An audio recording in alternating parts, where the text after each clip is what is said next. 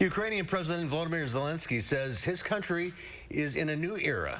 During a speech today, Zelensky said Ukraine became a new nation after Russia began its unprovoked invasion. Zelensky made the comments in honor of Ukraine's Independence Day, which happens to fall today, exactly 6 months after the war with Russia began. We're holding on for 6 months. It's difficult for us, but we clenched our fists, fighting for our fate. Every new day is a new reason not to give up, because, having gone through so much, we have no right not to reach the end. What is the end of the war for us? We used to say peace. Now we say victory. Well, joining us once again is Yoshiko Herrera, a political science professor and an expert of Russian politics and Eastern Europe in general. Welcome back. Welcome back. Thank you. Well, is it safe to say some people are surprised at the Ukrainian tenacity? I think some people, although I think from the early days of the war, maybe people who were surprised that they got used to it, because there were predictions 6 months ago that Ukraine would fall quickly, and those predictions didn't come true. So I think the resolve and resilience and sacrifices of the Ukrainian people, the Ukrainian army, have been pretty consistent throughout the war. The U.S. is still sending aid. It's $13.6 million since the war began. Another $3 billion today. What impact has that had, and is it enough?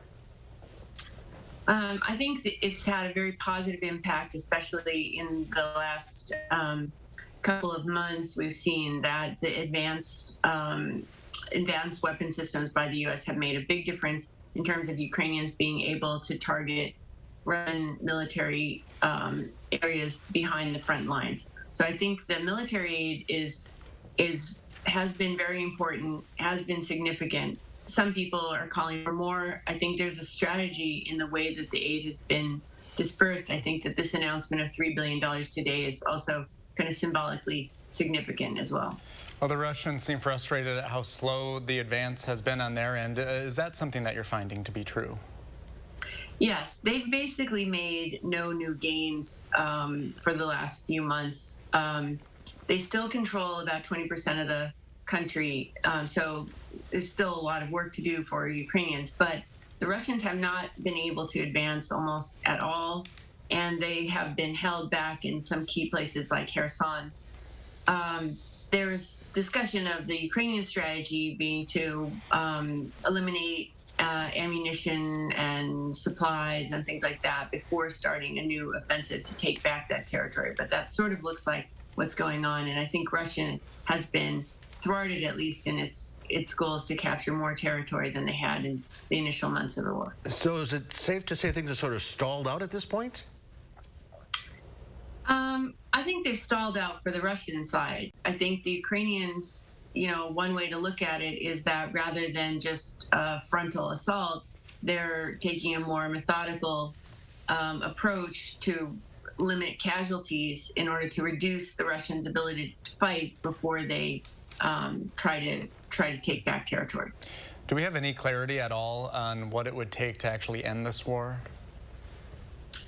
Well, unfortunately, both sides are pretty committed to fighting.